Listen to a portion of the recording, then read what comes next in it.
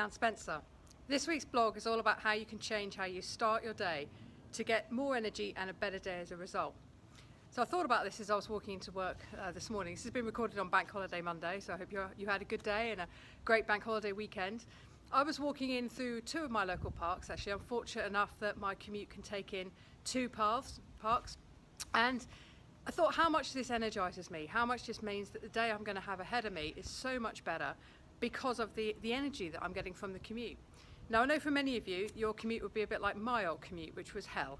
Trains, packed carriages, cancellations, and really quite chaotic. But there are some things that perhaps you can do to make that commute a little better, so you have more energy by the time you arrive at work. And I'm going to go through those things, but just think about some of the little tweaks and changes you can make. Could you get up 10 minutes earlier so that your walk to the station takes in a little bit of green space? Could you actually spend 10 minutes meditating, sitting, thinking, being in the park before you just pass through it and move on to the train station? Could you go in a station a stop later or get off a stop earlier so you just get a little bit more movement into your day? And that brings me to my first point, exercise. I don't know if you listened to the podcast that we recorded on our show, Remove the Guesswork, with Sue Lister 2 or 3 weeks ago. She said one of the biggest game changers she experienced was when she used her commute to work to cycle. So not only did she get a little bit of thinking time while she was on the bike, but more importantly, she got her body moving. And she said when she arrived at work, she felt a lot more energized as a result of that. So can you add in some exercise into your daily commute or just at the very start of your day? Doesn't have to be a lot. And one great type of exercise, of course, is walking, but another one is just getting some compound movements going on. And a compound movement is any movement that involves multiple joints. Sitting and squatting, getting up from the floor, for example. Jumping, climbing, so climbing stairs would be another great example. So can you put some exercise into your morning? Because you'll get a lot of benefit from that. Second one is natural light. It's, as you can see, I'm recording from the terrace in our offices.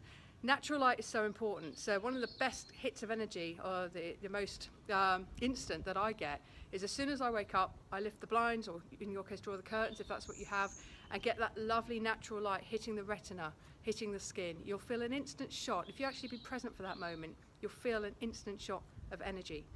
But follow that on throughout the morning. Get as much natural light as you can before you head into your office where you probably got restricted light.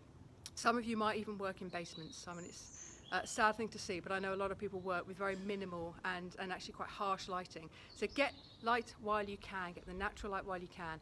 If it's sunny or even it's minimally sunny, you might also get a nice dose of vitamin D3. So that's the second tip. Third one, I talk a lot about intersections. Can you intersect two things you love? So a walk perhaps by putting on your headphones and listening to a podcast or listening to music. Can you intersect the walk into the train station with just 10 minutes out in nature if you like to listen to the bird song and just have that 10 minutes of peace? So think what you can intersect, how you can make the most of that commute to work. Is it by listening to great content on your headphones, which is what I do, for example? Think about intersections. Fourth point is ancestral movement. So ancestral movement very much relates back to the way that ancestors used to move.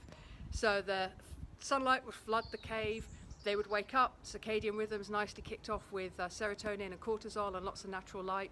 Then they'd be up, possibly straight into some high intensity activity because there's a threat at the mouth of the cave, or they see food on the horizon and off they go. But the whole day would be punctuated with different types of movement. Low intensity, sitting, eating, cleaning, talking.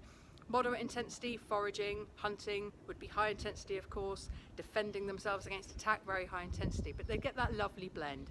You'll never hear a caveman say, actually, I'm going now, I'm going to get some recovery. It would just happen organically. And that's, I think, something we've lost the art of. So think about ancestral movement. Are you getting up every 60 minutes? Are you moving, scurrying, just going here, there, and everywhere? It's really important to keep our bodies moving, and you will get more energy the more you move, providing, of course, it's balanced. Now, the last tip I'm going to give you is using something called a foam roller, which is this bit of kit here. You can get them for about £12 or £13 on Amazon. In fact, I've linked to one in the long form blog post if you want to click on that at bodyshotperformance.com/resources, which is where this blog is published.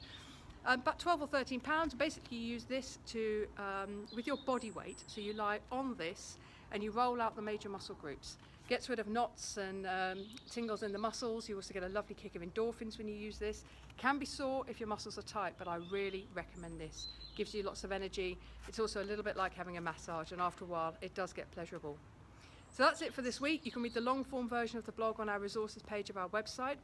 Don't forget to check out our podcast, Remove the Guesswork, Health, Fitness and Wellbeing for Busy Professionals. We've had 18 5-star reviews. Please keep those reviews coming, keep the feedback coming, and if you haven't checked the show out, please do so. You can find it on Apple Podcasts, as it's now called. See you on next week's blog.